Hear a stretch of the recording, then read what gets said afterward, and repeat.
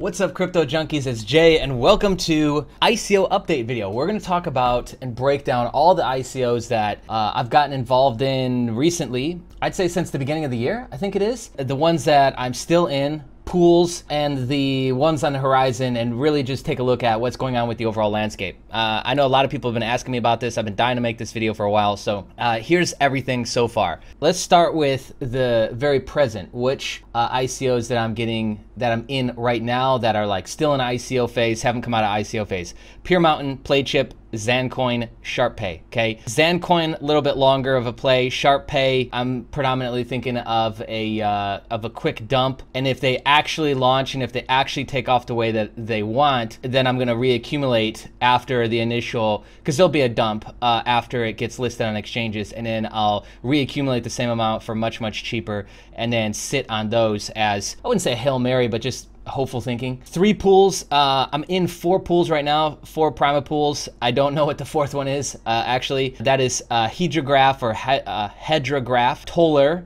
or Toller, and Lit. Okay, those are 3 huge projects for this year. Very excited about those. And a 4th, I can't remember, honestly, but that's done through ICO PC, so the ICO pool group. Yeah, happy with that. It allows you to kind of get involved in these bigger poolings, similar to what we have set up with Pure Mountain, and you get a big fat bonus, and I like it. All 3 of those projects are not like pump and dump. Those are longer term in the year. So if you look at how I've got things staged and really trying to build a like 30, 60, 90, 12 month, 24 month window in terms of the projects that I'm investing in. And the focus more lately, as I've mentioned a few times, is to get projects that have existing communities. That's why Playchip, I'm most excited about that, okay?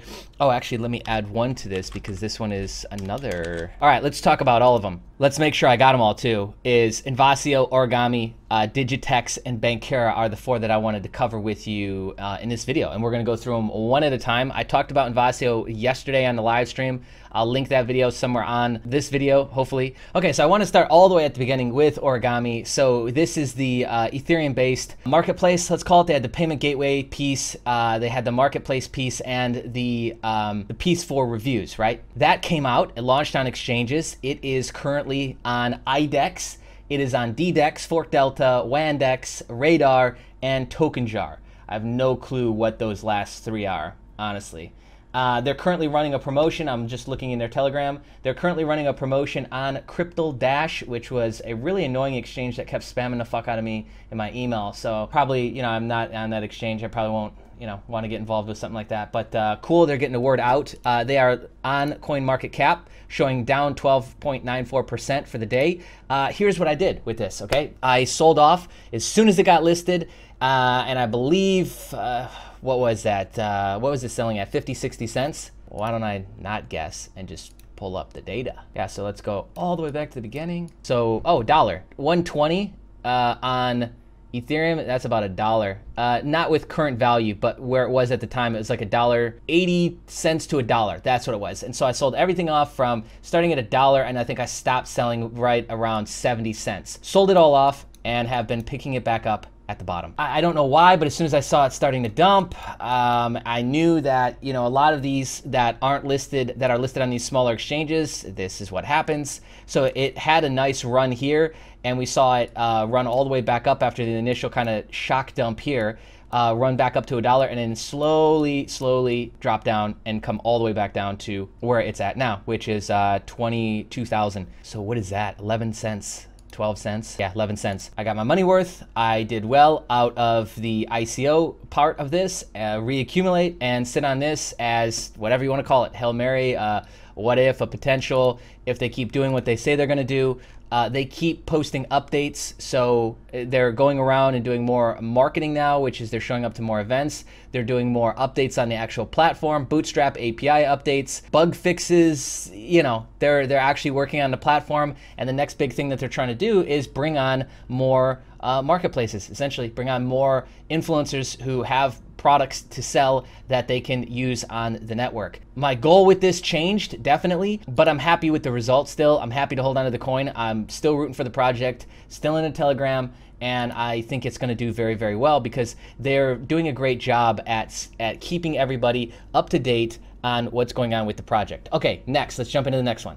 Okay, next one I want to talk about is Invasio. Now, I covered the depths of, do I think that this is been scammed out on? Do I think that William is some sinister character? I covered that on the stream yesterday. I really don't want to go into that again because I went into quite a lot of deep detail.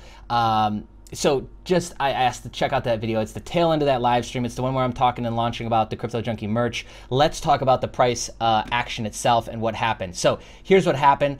I think I sold it somewhere right in here and here. So I ended up, I believe, losing some value on this based on what I paid in the ICO. I don't remember. But I was intent when I saw this happening.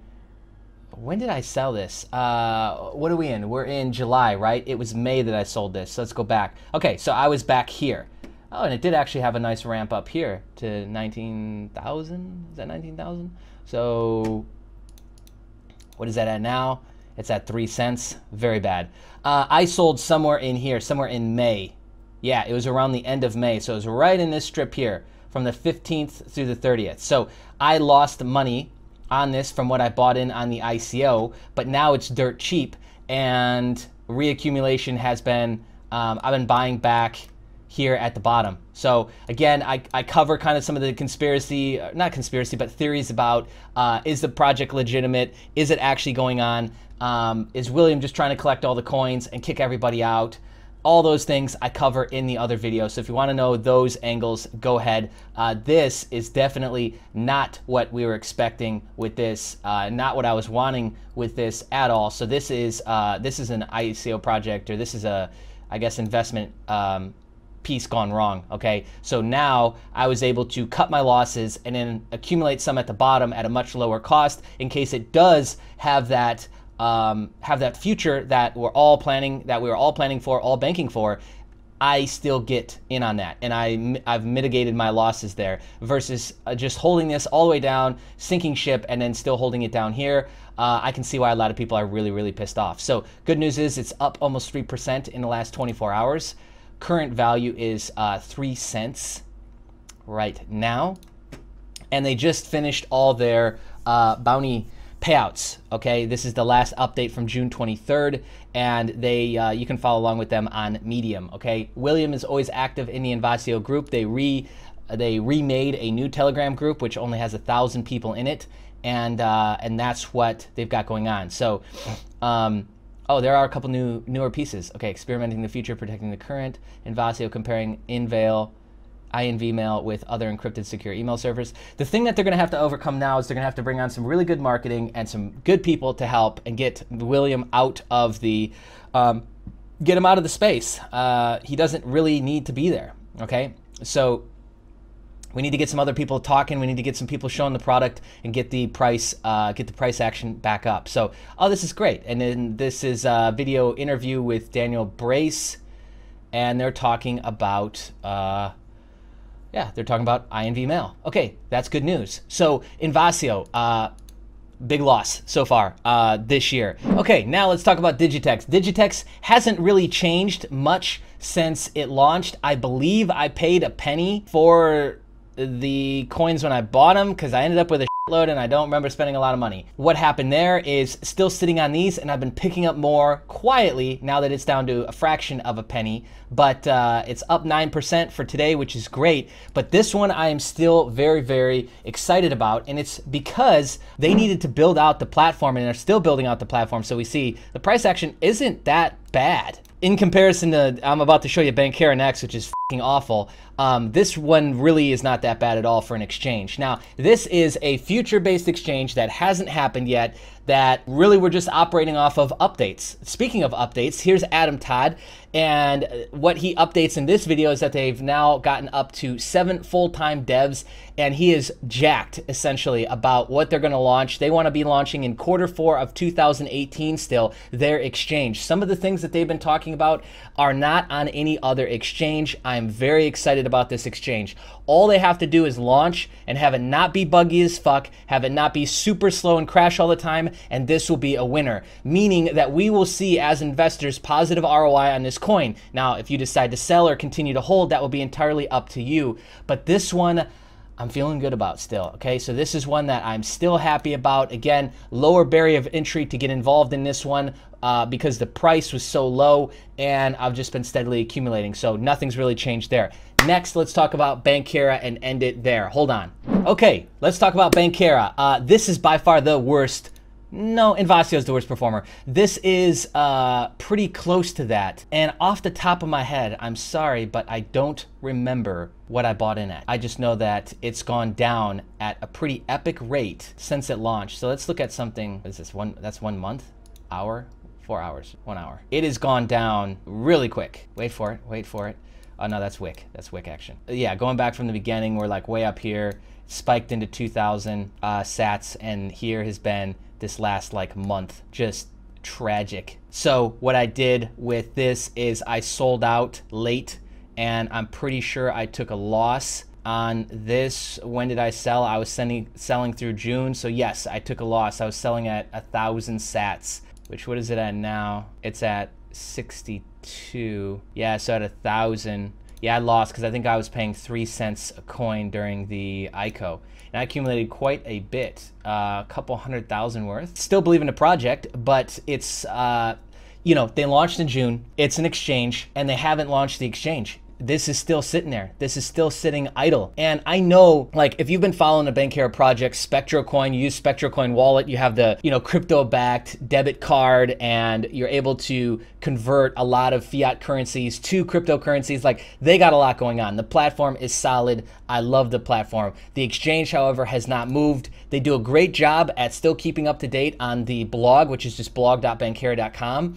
They're doing regular weekly payouts as well for Bankera holders. They pay out in ETH. I get some every single week, but the price action of the coin is second to worst next to Invasio. So those by far, so far, have been the two worst situations. And so yeah, I sold those off at a loss, and I've been buying back down here in this low 600 sat range, which I absolutely love. I love accumulating down at this level. So I'll pick back up the same amount, couple 100,000, maybe a half a mil worth of coins, and sit on it and wait for finally the exchange to launch and some news to start hitting.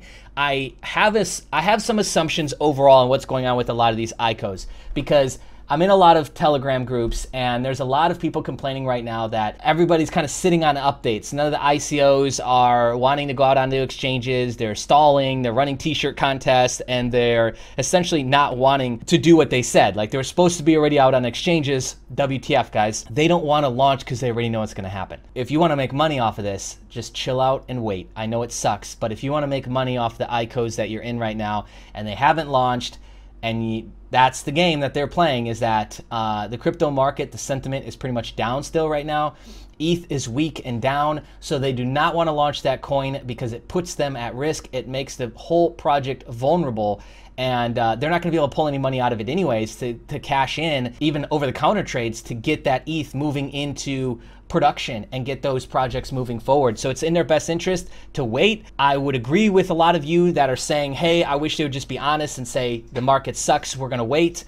A lot of these projects are not doing that because they're afraid to say that to their people. So that's chances are what's happening with a lot of these projects, or you get what you've seen. So if you missed out on these projects that I got in on, a lot of these would be an amazing buy right now, but you actually got to save yourself a lot of hardship through what we've seen with the ICO market. There's a flood of ICOs still hitting. The overall crypto market is down. Regulation has been affecting the game over the last 30, 60 days as the SEC makes up its mind, and other countries around the world. And so this is what the effect was. So definitely, you know, to put my hindsight hat on, going back in time, would I have done it the same? No. I would have just waited, and then I would be scooping all these up at the bottom. But that's what I'm dealing with. So those are the 4 ICOs that I wanted to profile and talk to you about. I'm in 4 new pools that are launching throughout the rest of the next 6 to 8 months. And I'm in 4 right now that are still in ICO phase, and I'm constantly researching, because the ones that I'm researching right now and looking to get in on right now are like the 3 to 6 month window, and I'm looking for just very different sorts of projects. I'm looking for everything from, you know, now I'm in play chip, which is fantasy sports and sports gambling, and I'm looking at stuff like that all the way to some of the AI projects that I'm excited about. Hedgergraph I'm extremely excited about and its potential.